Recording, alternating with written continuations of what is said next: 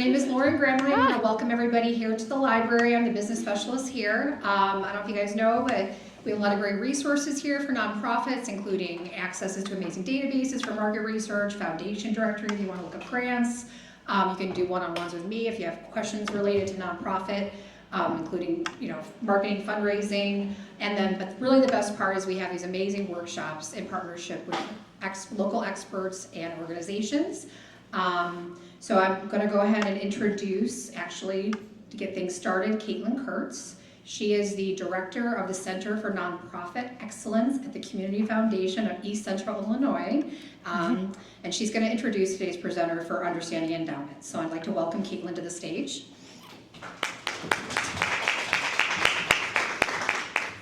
Thank you so much, Lauren. I know my title is very long, but you did it beautifully. So thank you everyone for joining us here today to talk about Understanding Endowments. I'm happy to share with you our guest presenter today is Shari Fox. She's the principal of Fox Philanthropic Advisors, which she founded on the heels of a 28-year career leading planned major and principal gift programs at large public research universities and local non-for-profit organizations. As an independent philanthropic advisor, Shari helps individuals and families approach charitable giving strategically, intentionally, and effectively.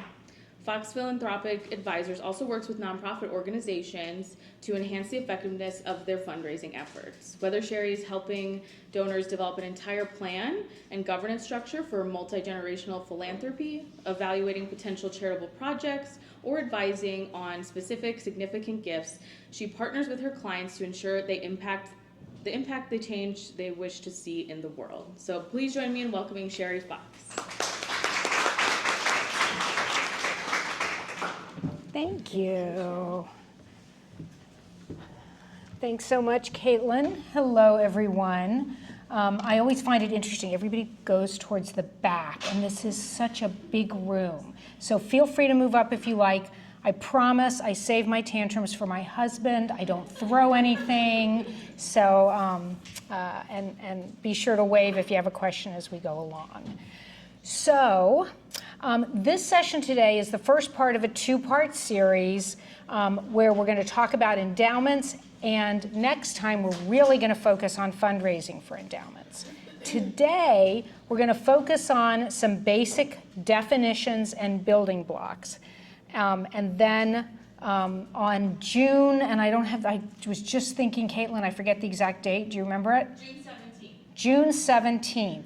We're going to talk about asking for major gifts. So that will relate to this session as well as to non-endowment fundraising. So hopefully you'll join us again then and bring friends, all right? So with that, I'm going to dive in. Just a reminder that while I always say I know a little bit more about tax law and assets as it relates to charitable giving than the average bear, I do not give legal advice or financial advice or tax advice. So I always encourage you to consult with your own advisors. So let's talk a little bit about my goals for today. What I would like to do is get some general clarity among all of us on the definition of endowment. What is endowment? Then I want to bust some common myths about endowments so that we all are a little bit more comfortable with where they might fit in our organizations or in our own charitable plans. I want to help you be ready to assess your organization's readiness to have an endowment or grow an endowment if you already have one. We're going to talk a little bit about the policies that are required for an organization to have and manage an endowment, and then start a little bit of that discussion about fundraising for endowment that will continue on June 6th, 17th. What was that again, Caitlin? The 17th, thank you, 17th. I swear it's on my calendar, I'll be here. All right, I just have no memory anymore. All right, so that's what's on my mind. While I can't promise we'll have time, is there anything else related to endowments you wanted to be sure to get to today? Yes, ma'am. Understanding types of endowments. Understanding types of endowments, okay. We can talk about that a little bit. I didn't delve that much into it, but we'll talk about that a little bit, certainly. And we'll also talk a little bit about the role the Community Foundation plays in supporting your organization's endowments and can play to assist, especially organizations that have limited staff and resources in building endowment. Okay, great. If other things come up, it's a small group, raise your hand, shout out, glad to help. I may repeat because this is being recorded, so I'll try to remember to repeat or summarize the questions. All right. So I said we're going to start out talking a little bit about what endowment is, but actually I'm going to start by talking about what it's not, okay? Maybe. Endowment is not reserves. It's not your excess if you have a good year and you bring in more than you spend and you put some money aside. It's not that. Those are reserves. It's not a rainy day fund. It's not money you put aside. That could be your reserves. To just use as you need to, right? Special opportunity, maybe a sudden decrease in funding, like, I don't know, maybe the federal government cuts a whole bunch of funding. I'm sure that would never happen. It's not a bequest. A lot of times I hear bequest and estate gifts considered to be synonymous with endowment. They're related sometimes, but it's not the same thing. Oh, and by the way, I should have said this at the beginning. All of you will get a PDF version of the slides after the session. I will provide those to Caitlin and she will send those out. So don't feel like you have to furiously take notes unless there's something brilliant I say that you want to capture, or snap photos of the slides. I'm sure there will be brilliance, but don't worry about the slides. It's also not the fund that all planned or deferred or estate gifts must go to. You might have a policy at your organization that any bequest that comes in that isn't specified for a particular project or a particular current use goes into a type of endowment, to the question we had before. I worked for an organization early in my career that did that. That's how they built their endowment fund over time. They were 150 years old. But it's not, doesn't have to be that fund. It is most definitely not a substitute for annual giving, right? Your organizations need those annual gifts to fund your operations. So an endowment is not a substitute for that. So let's talk about what is an endowment. And really, there's a pretty simple definition of endowment. It's just a permanent pool of assets that provides a regular stream of income to your organization. If you notice in this definition, it says a pool of assets donated to a nonprofit organization. So let's remember that word donated, with the expectation that the funds themselves will last into perpetuity while providing a stream of income to support the organization's work. Okay, so the question that I had earlier was, are we going to talk about types of endowment? A true endowment comes from donors. Okay, only a donor can define something legally as endowment. So if someone makes a gift to your organization or leaves a bequest, a gift to your organization in their estate, and they say this is to create an endowment fund or to go to an endowment fund that you have, or there's language in there to be held in perpetuity with the income used, just that is an endowment. And if you accept the gift, then you're legally required to manage that as a permanent endowment. Okay? There is, and I promise there will not be a quiz, but there is a law out there called the Uniform Prudent Management of Institutional Funds Act, or UPMIFA, as it's called in the industry and among legal and financial folks. And that's been adopted in some form in just about every state, including Illinois, that defines an endowment this way: an institutional fund or any part of that fund not wholly expendable on a current basis under the terms of the donor's gift agreement. So again, there's that donor gift agreement, and a gift agreement might be a formal document. It might be the language in their estate plan. It might be in an email they sent you and you accepted that gift, but it's that that agreement that you're going to hold those funds as endowment. Okay? So that's true endowment. I'll mention, because a question was made, and I think that some of your organizations have what I'm going to endowment funds, air quote, that were not necessarily designated as such by donors. Those are usually called quasi-endowment or board endowment. And what that is a fund that your organization, your board of trustees or board of directors defined as set aside to be treated like endowment. They want it to be a permanent resource for your organization. So that organization I worked for a long time ago, what they had done was from the very beginning, they decided that any bequests that came to them would go to endowment. That was really a board endowment. Didn't matter that the donors didn't necessarily say that, but they set that up and treated it as endowment, and we'll talk about what that means.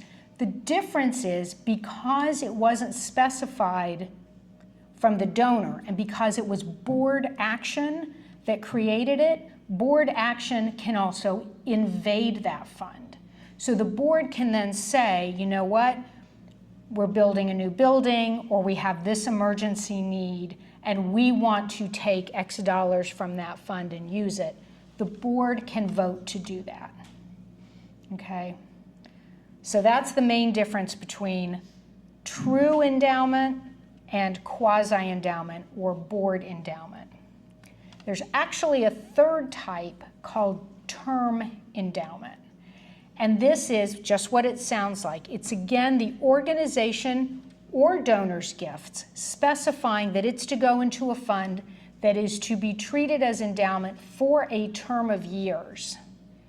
And then after that, it can either be expended for the purposes designated, or it can turn into quasi-endowment and be treated like endowment indefinitely.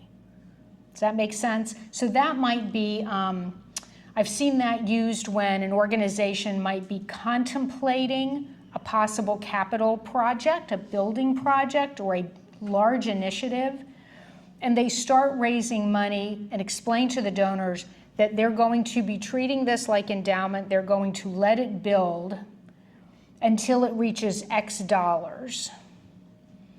And then it's going to be used for this project, or it's going to turn into an endowment to support that particular program. Okay. The ones I see the most really are true endowment and board endowment or quasi-endowment. Does that answer the question that you had in the back? Yes. Yes? Okay. Okay. Okay, so let's talk about some of these myths and misconceptions about endowment. So the first is that donors who give to endowment won't give, or they won't give as much as they've been giving to the annual fund. That is a myth. I will tell you from experience and research that people who give to endowment are even more invested in your organization, right? They've given you something for the long term. Why wouldn't they continue to help you on an annual basis do your good work? There's a firm called CCS Consulting that's a large fundraising consulting firm. And their experience suggests that many donors actually increase their annual fund giving after documenting a bequest or an estate commitment to endowment.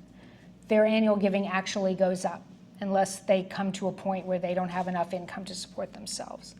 And my experience, which is more limited, but I've worked for a few universities and a couple of other nonprofits, my experience is the same. Whether it's a bequest or a planned gift to endowment, or even an outright gift to endowment, or a pledge to endowment over years, is that the donor is more involved and engaged with the organization, so they actually give more. The second is, well, if we have a big endowment, people will think we don't need their money. We'll be seen as a rich organization. I will tell you that the opposite is actually true. We're going to talk about this a little bit more when we talk about readiness for endowment. But what having an endowment says is that you're financially stable and you're financially responsible, and gives individuals confidence that by giving to your organization, they're going to support something that's going to be around, that's going to be here to fulfill their mission. So they're not just putting a Band-Aid on something. Sometimes we want to put a Band-Aid on something. But you see what I mean? It's a vote of confidence. It's like investing in a company. You know, it's a lot riskier to invest in a startup than it is to buy stock in Apple. Let's see, whoops, went backwards. This relates to something we talked about before about what endowment gift is not, and that endowment gifts come only from planned or deferred gifts. Not true. And I can tell you in my years at universities that we raised a lot of outright gifts for endowment. So it doesn't have to be a bequest or a planned gift. And then we don't have the staff resources. We are just really stretched, and we don't have the resources to devote to raising endowment that won't support our current operations. Believe me, I get that. I get that most of you are, you know, if you're lucky to have a development person or you are a development staff person, you may be a one-person shop. Many of you are executive directors or board members of organizations trying to raise money as well. But it's your job to help ensure the future financial stability of your organization. So we're going to talk more about this next time, but it's important to prioritize and to integrate discussions of endowment into the work that you do, especially if you've been around for a few years or longer and you're really looking to build that financial stability. Endowment is an important priority for your organization. Okay. So let's talk about what your obligations are if you have endowment. So that first is perpetuity. If you're accepting endowed gifts from your donors, you're committing to holding those funds forever. And so we're going to talk about some infrastructure you need to have in place to meet that obligation. You also have the obligation to use the funds for the purpose the donor intended. So if I give an endowment gift to the CU Schools Foundation and I say it is to be used to support teacher priorities in Champaign schools, elementary schools, then they need to make sure that when they make distributions from that particular endowment fund, that's what they're used for. So it takes a little bit of administration, right? And those can be, as you note here, a designated program. So maybe it's elementary education. It can be restricted within that. So it could be for teacher awards, or it could be for student awards, or it could be totally unrestricted. It can be designated unrestricted or just unrestricted to the organization. So it's knowing what that is, making sure that if there are restrictions, you want those restrictions and can honor them without too much administration if you accept that gift. And then if there are other terms in the formal or implied agreement, so a gift agreement, if there's a formal document with that donor about that fund, anything that's committed to in there is an obligation, or the provisions of a bequest if the gift came at death. So again, if restrictions or stipulations are specified in that donor's will or trust, once you accept the gift, you've accepted those restrictions. So that's something to keep in mind. Don't want to scare you. Most gifts are pretty simple, but it's important to recognize that to make sure you have documentation in place. Yeah, Michelle. So when you say designated program and restricted, is it kind of like restricted is just kind of like fine-tuning what those funds are doing within the designated program? Yeah, so that's a good question. So the question was, like I've got up here designated program and then I've got restricted. So designated program is defining like what portion of that work, your work, that gift supports. Then restricted provides other limitations within that program. Okay, so that comes about more for larger organizations that have, I mean, I picked on CU Schools Foundation because you support so much across Champaign and Urbana schools. So as people start donating more to endowment, they might say, you know, Champaign Elementary or Urbana Middle School for this use, for music, right? It's not for smaller organizations with more narrowly defined missions, you don't see that as much. Does that make sense? Does that answer the question? Okay. Okay, any other questions about these obligations?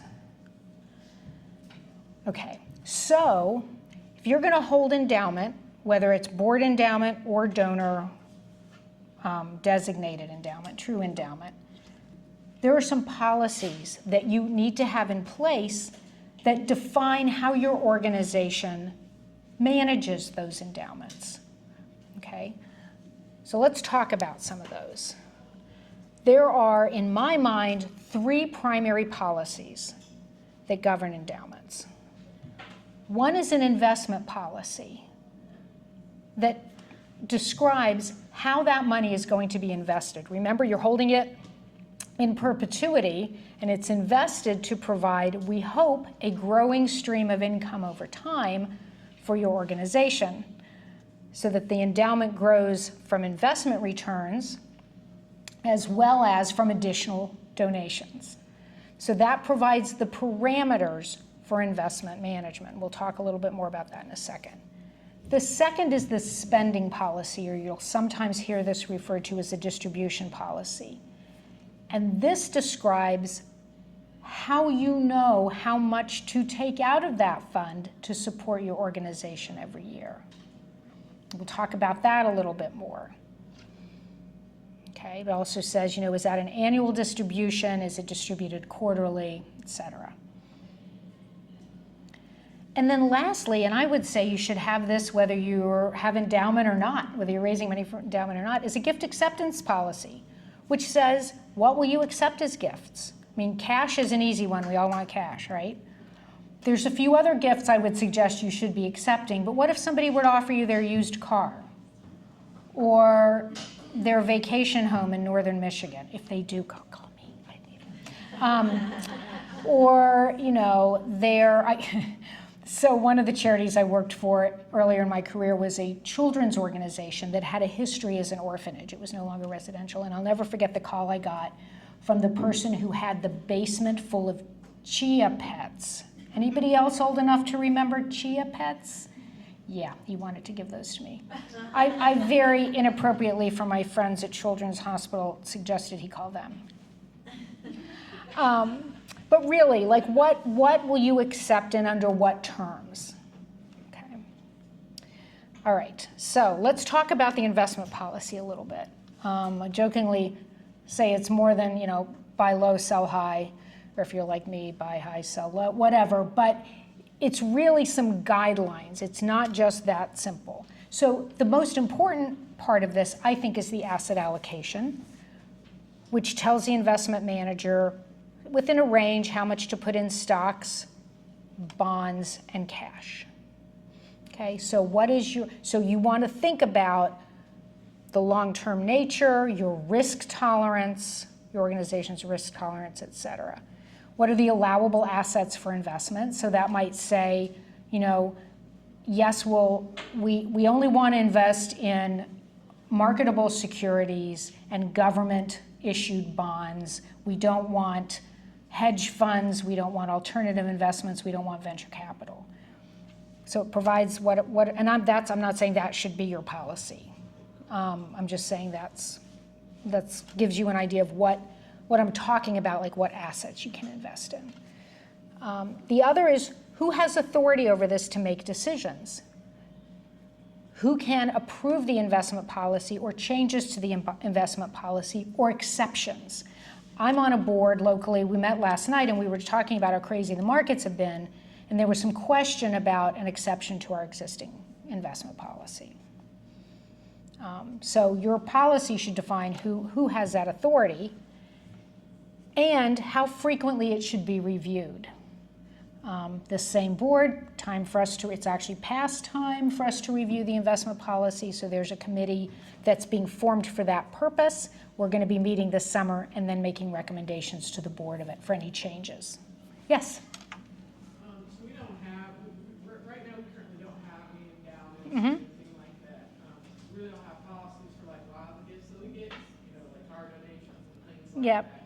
And so I'm curious to know, so me being the only development person, wearing all the hats and stuff, do I create the policies and present them, or is it an effort with our bookkeeper, or is it a board? Is it all encompassing, like everyone's involved, or where do you start with? Yeah, that's a great question. So the question, if I understand it, is you don't currently have gift acceptance policies. Let's start there. How do you create those? Is it your job to create it? Is it the board's? Is it the bookkeepers? So I'm going to go to the far end of the process first and say the board needs to approve the policies. The final policies need to be approved by the board. If you are drafting them for the first time, it's usually, if there is a development director or development person, it's usually that person who starts the process and then consults with your finance lead person, if you have one, and your CEO, executive director. And there, if I don't know how much experience you have, but if you feel like I don't even know where to start, I need some guidance, there's some of us around who can help do that. There are some resources available online to help.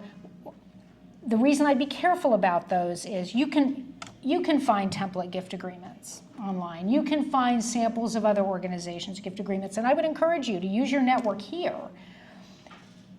That doesn't mean it's the right, gift acceptance policy doesn't mean it's the right one for your organization. So you want to make sure that you're considering the resources, expertise, et cetera, that you have in your organization. And if there's time later, remind me. I think my suggestion is to start simple. Like the kinds of gifts you are most likely to be offered and that are easiest for you to accept and turn easily to cash that you can use if they're not going into your endowment. But even if they're going into your endowment, you're going to want to liquidate that. And so we'll talk a little bit more about that, but we can talk in a little more detail or catch me after the session. That's a good question. Other questions? Okay. Can I ask, how many of you have gift acceptance policies? I know the Community Foundation does, and they can help. Okay, great. So you see the hands that go up? Those are good people to talk to. So I know like Cunningham Children's, DSC does, right? So there's some good folks here to talk to. Okay. So for this investment policy, some important considerations to keep in mind. First of all, it's the longest possible time horizon, right? We're talking about forever. I don't know anything longer than forever. So what you want to think about is what are the right parameters to get the best returns with the appropriate level of risk over the long term. I would say for that reason, most endowment investment policies have a fairly heavy weighting towards stocks, okay? Because it can take, there's a lot, especially these days, there's a lot of fluctuation year to year, but that's where there's growth over the long term. Now, I'm not saying 100% stocks, but you're thinking about a long term. Then what are your goals for the endowment? Well, you want growth in principal over time. You want it, there might be some years it goes down, but growth over a time period. You want to maintain its purchasing power, which means that it grows at a rate that equals or exceeds inflation. And you're preserving capital, right? You don't want to put it greatly at risk. Ideally, you don't want it to dip below its original value of what the donors gave you. And then can you keep a level head? Can your board, can your organization over these economic and market cycles, like the one we're seeing right now? This conversation the board I'm on was having last night was very much a little bit about, the craziness of the markets. And mouthy Shari said, yes. And we need to consider that this is a long time horizon for investment, and it's not in our best interest to make radical changes now and then have to do them again in the future. Right, so, okay. Again, not investment advice that you'd want to talk to your investment managers. So let's talk about spending policies. This is one of my favorites. So spending policies for endowments should state that you distribute a stated percentage of a moving average market value. Okay, so what is a moving average market value? Means that you're calculating let me back up a minute. One way to have a spending policy is to say, okay, we're going to distribute 5% of the December 31st market value every year. Okay, you can do that. That can be your spending policy. But if you do a point-in-time market value, we were just talking about market fluctuations, the stream of income that you get from that endowment is going to go like this, right? How are you going to budget with that? The better approach is to use a moving average market value, typically 3 years or longer, which says, and you can be done on, like, saying, if we were using 3 years, it could be 3 years. So it takes the market value on a particular date for the last 3 year ends, say December 31st again, averages those and applies that percentage rate. Or to smooth it out even more, you might say 12 quarters, right? That's still 3 years, but it's looking at quarter market value, taking the average over that number, and it smooths it out even more. So what you hopefully get is, rather than these spikes, what you should get is a stream of income that grows gradually. There may be dips, but they won't be as severe. Does that make sense? So that is really the best practice. And when I did a program on this where we went to a little more depth last year, I gave an example of that. And I can include those slides again if that's helpful. Do you think a nonprofit should take a distribution if they don't need it? That's a great question. Should you take? I think that's up to you. The question is, should you take a distribution if you don't need it? So you don't need it for operations. Your board can vote that year to reinvest it or to put it in reserves if you have reserves. But if it's like, we don't really need it, we just want to reinvest it, you can absolutely do that. And if your policies say that, then it can be the board's decision, or if it authorizes, the CFO or the finance committee. Yeah, absolutely.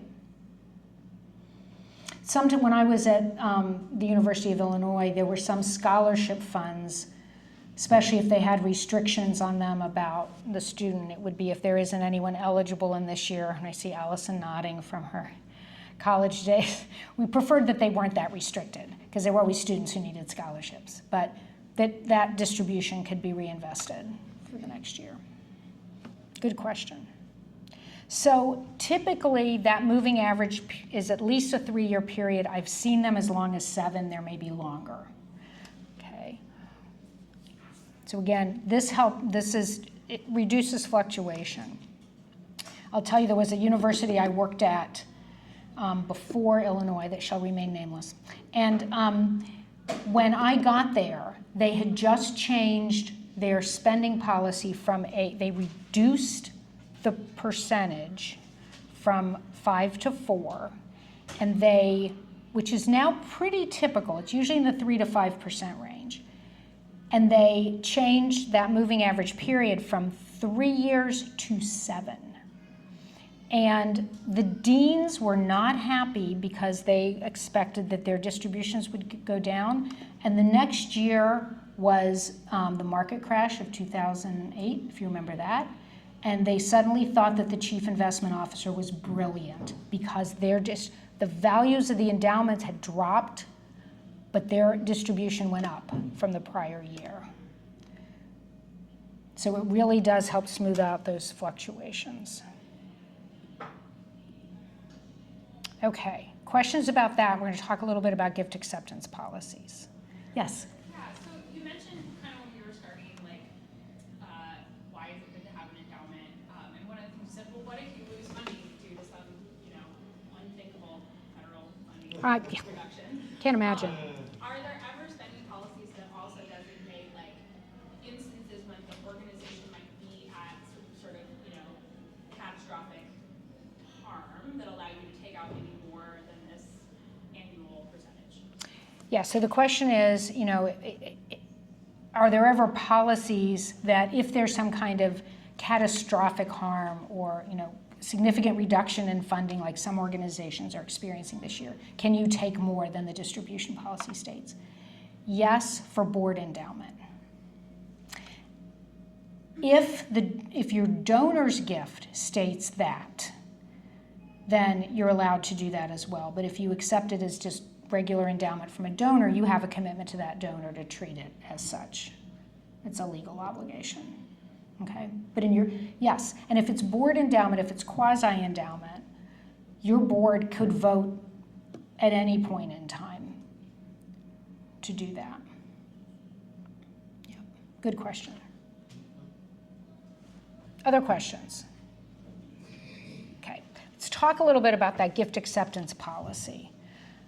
So in the world according to Shari, the contributions that you should absolutely accept, that your policy should say you accept, and I bet most of you already do, are cash. Anybody here not accept gifts of cash? Okay, just checking. Marketable securities, stocks, mutual funds, right? And qualified charitable distributions from IRAs. And if you're not sure what those are, ask me later. We can talk about those. Okay?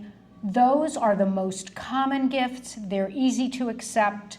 They're liquid, meaning they're already cash or can be converted to cash pretty quickly. Okay? And these are what people in the US give most often, or could be giving if they knew about them. So that's the other responsibility that falls on us, is to help people know about those. There's other contributions you might accept that your gift acceptance policies should address. Real estate, and if so, what kind? Collectibles, do you want art, antiques, chia pets, stamp collections, collectibles? Privately held business interests, that gets a little more complicated. Cryptocurrency, that's something you get asked a lot. Do you accept cryptocurrency? Yes, in the back. So we get donations of all kinds at Salt Light, and so a lot of our stuff we recognize, some of it is collectibles, but because it is an anonymous donation, Right. Does that matter in this state? No, I'm thinking about more gifts that you get to fund your work. Okay, yeah, for Salt and Light, or maybe a Goodwill or Salvation Army drop-off site, you don't know who that came from, and you're not, you have the right to use it or not if somebody drops it off anonymously. Yeah. So that's a good question. And some of it's valuable to you and some of it isn't, right? Yeah. Yep. Okay, good question. And then the policy should also, whoops, I went too far. So who decides? Who makes decisions for exceptions in the policy, or if it's something your policy doesn't address? So your gift acceptance policy should state that as well. Does the CFO or your finance director have the authority? Does it go to the CEO? Is there a committee, maybe one that's pulled together? So maybe it says, decision will be made by the gift acceptance committee comprised of the CEO, the CFO, the board chair, and the treasurer, or the chair of the finance committee. So that and that may also be what happens if you're accepted any of those things in the second category there, right? That gift of real estate.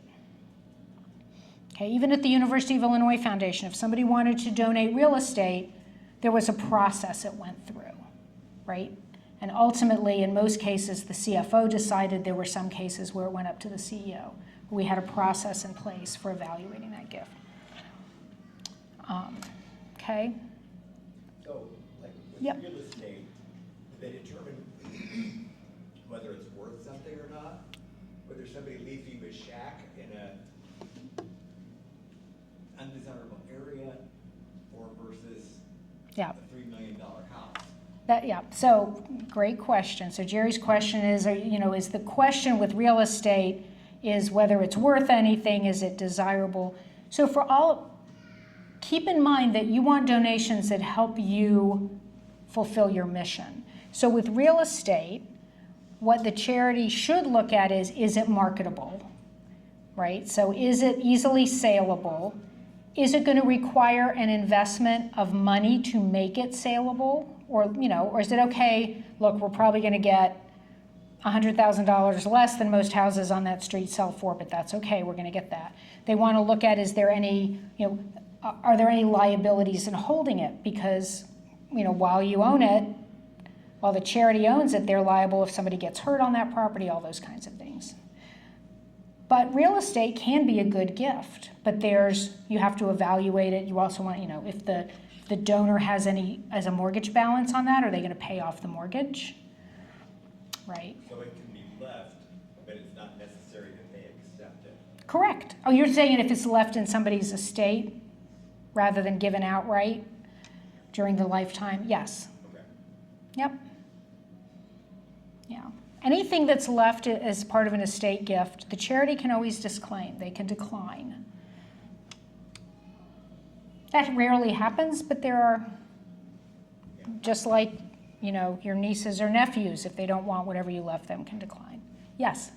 I'm curious about the estate. So can you repurpose the property that's given to you? Can the charity tear the property down? Absolutely. Unless there are restrictions that you accepted. Like I've seen gifts where people didn't want you they wanted to maintain the house and use it for retreats, staff retreats. That may not be the best thing for you to do, right? But once you own the property, it's yours. You can do with it what you want. And unless you have a use for it, that's the reason you want to think about, can you convert it to cash pretty quickly? Because that's another point I didn't bring up to Jerry's good question is, or can you use it? Okay. All right. I'm going to move on because this isn't the purpose of this isn't talking about these particular assets, but if there are questions afterwards, let me know. Okay, so again, just like to that question about the house, there's some policy considerations for gift acceptance policies. Mostly you want things that are liquid. You want to be able to convert them to cash easily and with little expense because you want to use that to do your great work in the world. Is it easy to transfer? Is it easy for the donor to transfer ownership to you? So those gifts that I said at the beginning, cash, marketable securities, qualified charitable distributions from IRAs, really easy for the donor to make, really easy for you to accept. Are there costs to accepting or holding that gift?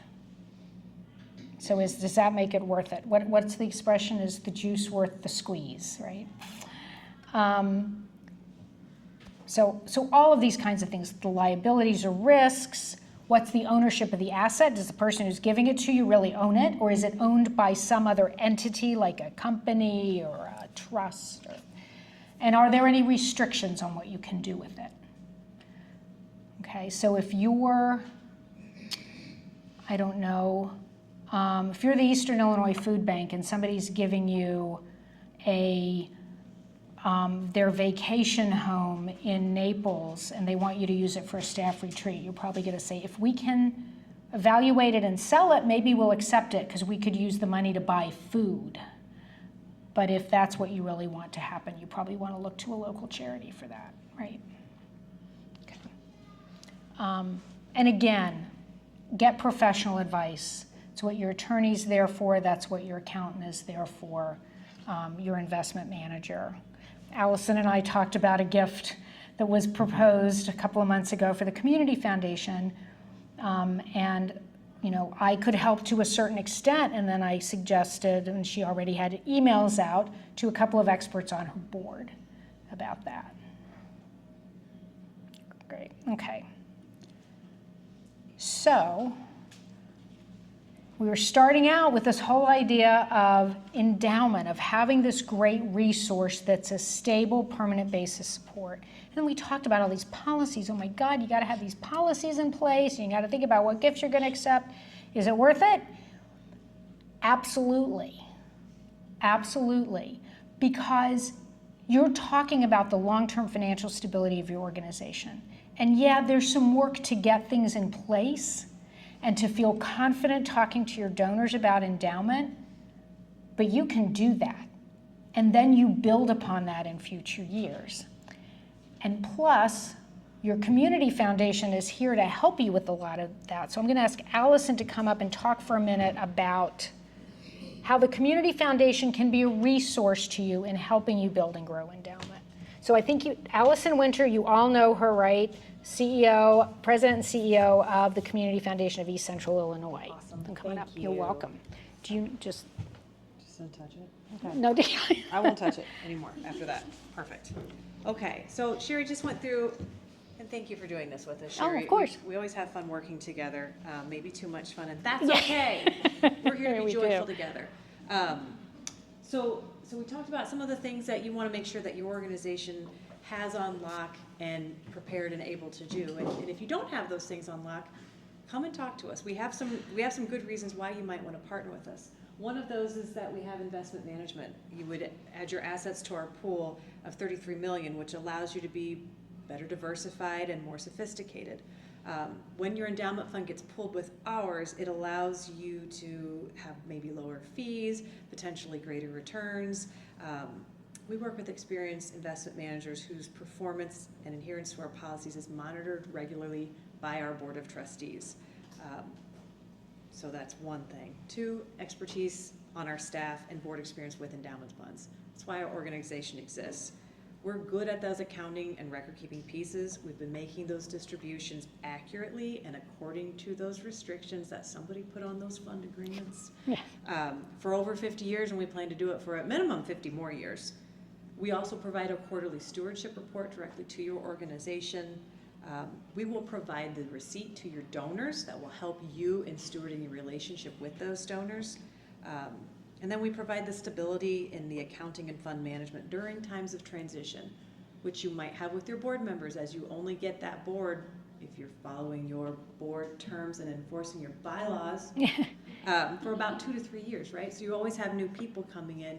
You might not have a treasurer that comes in who's super experienced with nonprofit finances. You might have a bookkeeper that was awesome but then retired and trying to get a new one in and acclimated. They're just still learning. So we can provide that stability in the management of those funds over time. Also policies. We just spent probably 20 minutes talking through policies. I already have them established for you. So your assets come, we invest them according to our policy. We help because we already have the gift acceptance policy in place. We're already able to accept some of those gifts that maybe you're not comfortable accepting or you don't have the capacity to accept. Cash, securities, real estate, qualified charitable distributions, personal property or collectibles. We did just receive a gift of art to our office here recently. Charitable gift annuities, all of those things. We can also help you accept those future gifts. So while we said endowments do not mean they're bequests, sometimes they do mean that. So we can help you with some of that estate language so that you have a donor who says, I've made a provision for you in the estate. Wonderful. Do you have language? Because let me make sure it goes directly to the community foundation to help support our organizational fund that they already hold there. I have it written for you. I work with the attorneys in town and around our counties. We're happy to make that easier for all of you. What have I missed yet? Oh, yes, IRS requirements. Yep. We will, when you contribute those assets to our organization, they become the property of the community foundation. But again, it is designated back to your organization. So while technically the assets are property of the community foundation, we write the fund agreement so it's for the ideally unrestricted support of your organization. Louder for the people in the back, unrestricted. But if there are restrictions, we'll figure that out too. That's okay. And again, we hold it to support your organization in perpetuity. The other nice thing about that, which we were talking about in our office, and I don't remember if we talked about this, Shari, was that, again, your board members will transition every 2 to 3 years if you're following your bylaws.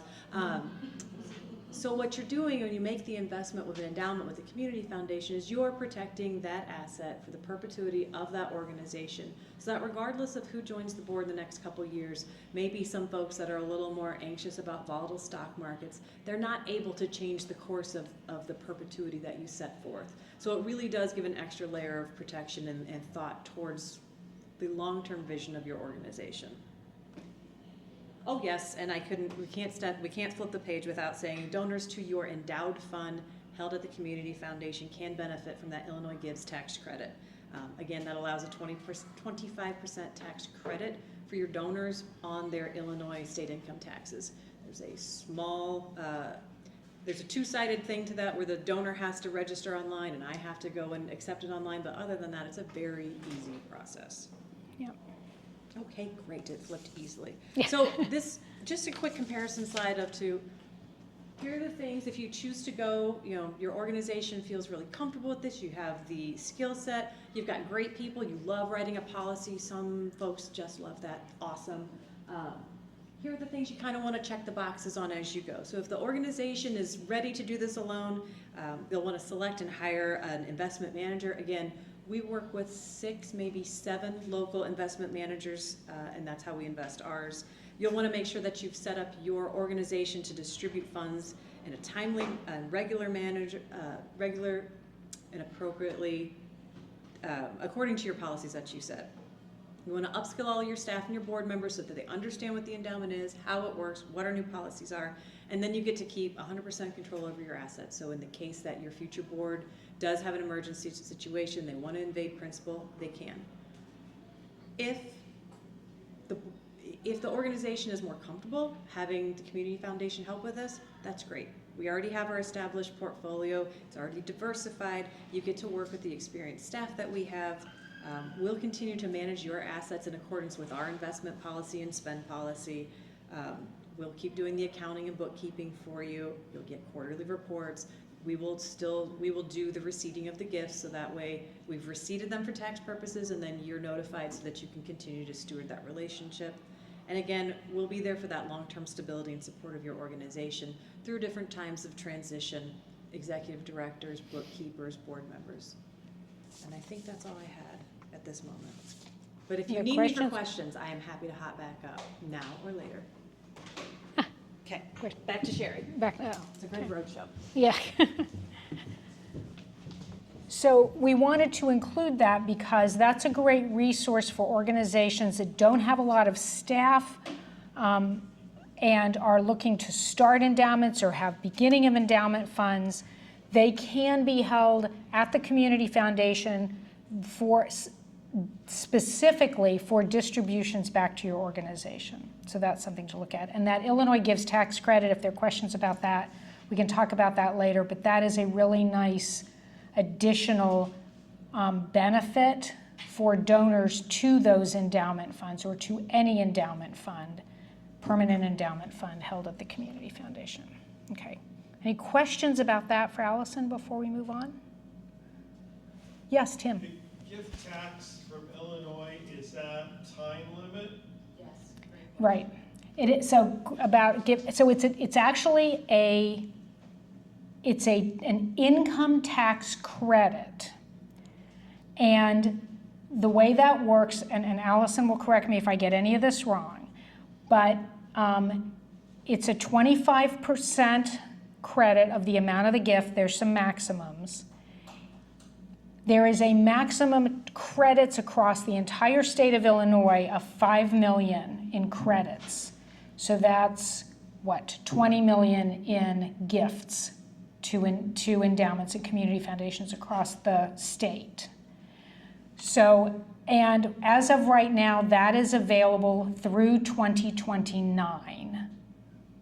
Okay, so it's a 25% credit per year, maximum $100,000 credit per donor.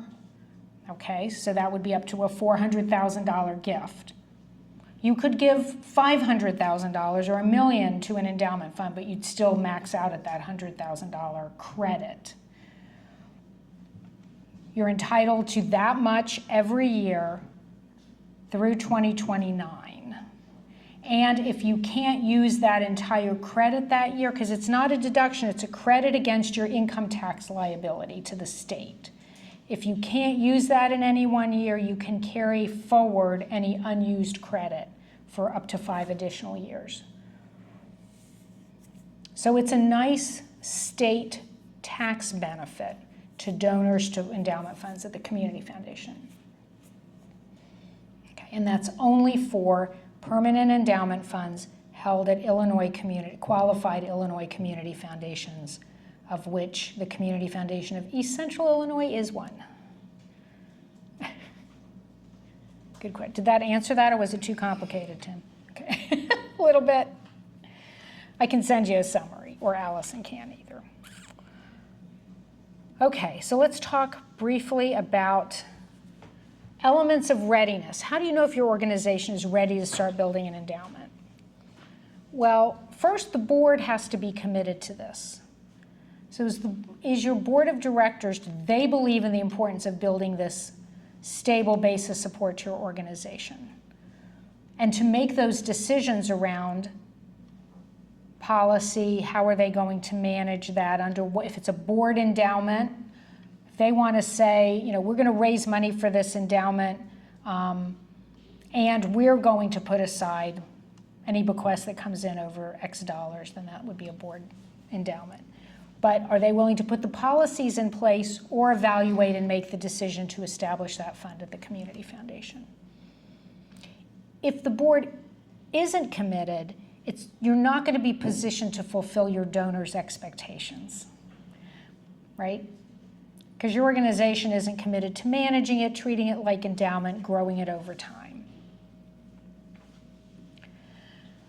Is your organization financially stable? Do you have a clear mission and clear strategic priorities? That's what individuals are going to want to see to donate resources that are there for the long haul, right? So if you're a brand new organization and you're pulling yourself up by the bootstraps and trying to bring in the resources you need just to meet your annual operations, you may not quite be ready for endowment yet. You're building your donor base. If you're having financial struggles, there are other priorities you need to deal with before you're really ready to build endowment. And that strategic plan is important too, that commitment to knowing where are you going? What is your vision for the organization? What are these donors helping you achieve for your mission? And then a compelling case for endowment support. Why would somebody want to give you funds that are going to support you well beyond their lifetime? Whether they're doing that through their estate plan or with an outright gift, it's a permanent basis support. So, why would I consider giving a significant portion of my wealth, whatever that is, to your organization for endowment? So really, when I think about a case for endowment support, and some of you have seen this before, these are the questions I think that a good case answers. What is the need or the opportunity that your organization lives to address? What is the evidence for that need? How do you know that it's really a need at a significant level or an opportunity to create change for good? What will the impact of this gift be on that need? So if I give support, how is that going to help move the needle? How is that going to help you get to your vision? And then, why are you uniquely or at least well positioned to address the need? So why this? How do you know that's true? How will my gift help, and why you? Okay. So on June 17th, we are going to talk more about that case for support and give you a little time to start working on that. So I'm going to give you a few minutes and suggest that you think about, I'll go back to that readiness slide, but where is your organization on the readiness to build endowment? Either to start an endowment or if you have one, to really focus on growing that endowment. Scale of 1 to 5. 5 is, man, you're ready to go. You've got your strategic priorities. You know how to articulate the case for support. Doesn't mean you have a long, big, fancy document. That's not what I mean.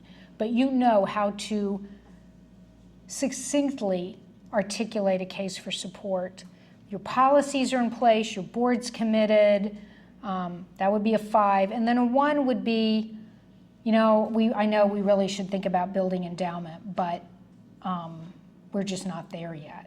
So first of all, kind of where are you on that scale? This is just for you. It's not turn in homework.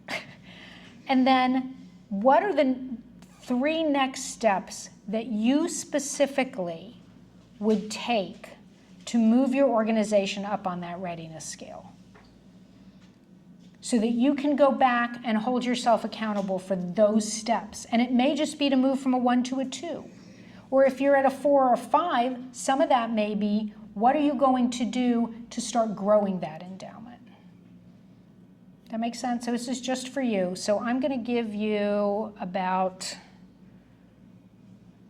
10 minutes. Is that good? And if you're here with somebody from your organization, you can work together. There's a couple people from your organization. I should play music. Okay, I'm going to pull everyone back together, although I love that you're all talking with each other and getting to know each other.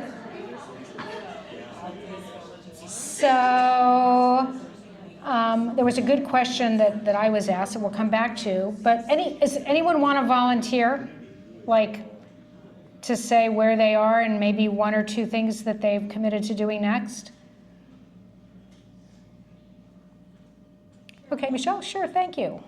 Sure. I would say we're about at a 4 because we do have endowments with our organization. And one of the first things I need to do is really review those endowment policies and update them. So to see if there's anything we could do to just increase those endowments. And then I'd like to connect with financial advisors and wealth managers and just tell them about what we do and our vision. And then I also know that, we do have a strategic plan in place. We really need to have something tangible that we can really spell out and explain to our donors what that looks like so that they can see where we're headed. That's great. Okay, and Michelle is with the CU Schools Foundation. Could people hear that? Okay. No, not exactly. So she rated her organization at about a 4 because they have endowment. Let me see if I get all these, Michelle. If I should have brought the mic to you. So you're going to review the policies that you currently have in place, make sure they look like they're appropriate, see if any need to be reviewed by the board. You are going to, remember, 1 was reaching out to wealth advisors in the community to make sure they're familiar with the foundation. I'm assuming that's for their clients who may be interested in support. And what were the other? There were 2 others, forgive me. Just have something tangible with our strategic plan. So we're working on that. Okay, great. So finalize strategic plan and have those strategic priorities to be able to talk about in terms of what gifts to endowment would be supporting. And I feel like there was a 4th. Was there a 4th, or is that the 3? No, I said connect with financial advisors and wealth managers. Right. Okay, great. Anyone else want to volunteer? Sure.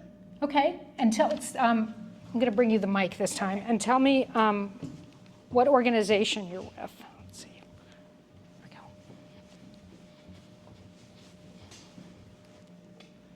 So my name is Amy Zabel. I am the executive director at Iroquois Mental Health Center. So we have 5 locations, 2 in Kankakee County, 1 in Iroquois County, and 2 in Vermilion County. Wow. Community Mental Health Center providing outpatient substance and mental health services. So Wow. we have a foundation called Iroquois Foundation for Behavioral Health. I gave us a 1. Okay. So I'm relatively new in my role, and while we have a foundation, I feel as though we're starting from scratch in the 3 steps that I feel like I need to take. Number 1, finalizing our strategic plan for the upcoming fiscal, which is a moving target based on state and federal funding. Yeah. So, good luck. dragging my feet a little bit on staking claim on some of the strategies, perhaps. Right. Our overall goals are not going to change tremendously, but strategies that we need to execute to meet the goals might change. Defining the needs that we meet seems kind of self-explanatory, but I feel like the way that I craft the definition of what we do and what we have the ability to do is part of how I can cast vision for somebody whom I want to give. And then last thing, grow board involvement. I have a great board, but they've not been involved beyond coming to a board meeting. Mm-hmm. So those are my things. I'm at a 1. You're at a 1. That's okay. That's great. There's probably other ones in the room, and there's no. I mean, we've all been at a 1. So I think it's great because you've got some great next steps, and that board piece is a really important one. So, all right. I feel like Oprah, except I have nothing to give away. Sorry. All right. So,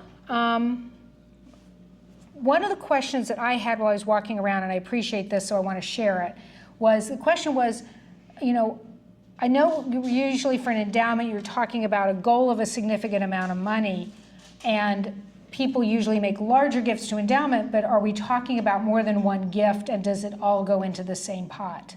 And the short answer is yes. I mean, absolutely, it's going to be more than one gift, but that pot is governed by these policies that you have. And one of the reasons is Allison kept emphasizing unrestricted endowment,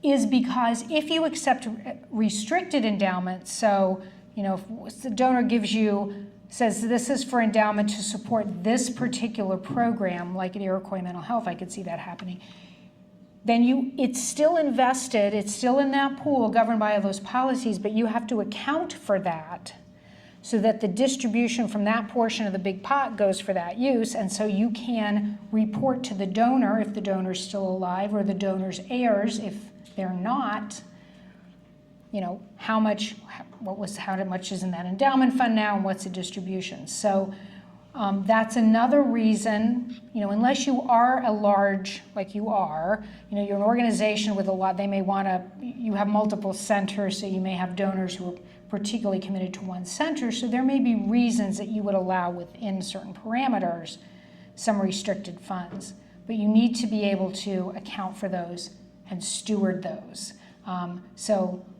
Again, quick commercial for the Community Foundation. If you work with them, they can help do that. Your investment manager may be able to do that as well if you can't account for those funds. But yes, all those gifts are part of the pool. They're all invested together. They're all governed by those same spending policies and investment management policies. Is that clear, sort of? Okay. Any other questions? I just have a point out. Yeah, Ginger. From, it's great for donor stewardship, but when it's time for your annual audit to come back around, that your auditors are going to be able to see, yep, you spent the money the right way. Right. So, yeah. Are you talking about in what? Whatever, whether it's restricted or whether it's from your endowment. Oh, yes. That you use those endowment distributions the way they were supposed to be used. Absolutely. So, yes, very important come audit time. You're right. Excuse me. Okay, any other questions?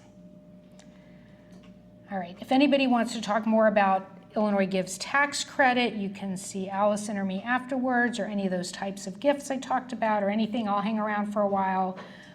Glad to answer any of those questions. And then a reminder, June 17th at 1 p.m., we'll talk about asking for major gifts. And these are some of the topics we'll talk about. We'll go back to that case for support, work on that a little bit, talk about how people give and what people give. So we'll talk a little bit more about those marketable securities, gifts from IRAs, et cetera. How you think about prioritizing prospects, which donors might you talk to first about giving to endowment? Another question that came up when I was walking around was sort of that, how do you start? Like, should we have a dollar goal, but it's not going to probably all come from one donor? So if you're starting endowment or it's been kind of stagnant and you want to grow that endowment and you set a dollar goal, you want to start with those donors who are most likely to give lead gifts, some of the larger gifts that help provide an incentive for others to give. So how do you figure out who those might be? Then a little bit about asking for a gift. I had a former boss who's had a sign in his office, my first nonprofit job, had a sign in his office that said, money isn't given, it's raised. So if you're not out talking to donors about making gifts to your organizations, you are missing a lot of opportunities. And then how do you sustain momentum? Yes. You said it very fast. I'm sorry, what? Say that. The phrase. Office. Money isn't given, it's raised. Money isn't given, it's raised. It's raised. So another way to say that is you don't ask, you don't get.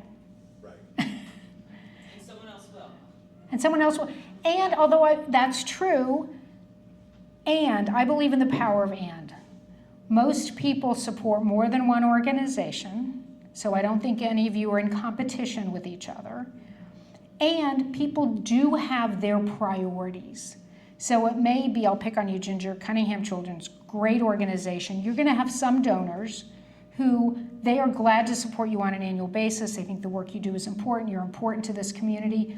But, their big gifts are going to go to the performing arts or to food insecurity or to, right?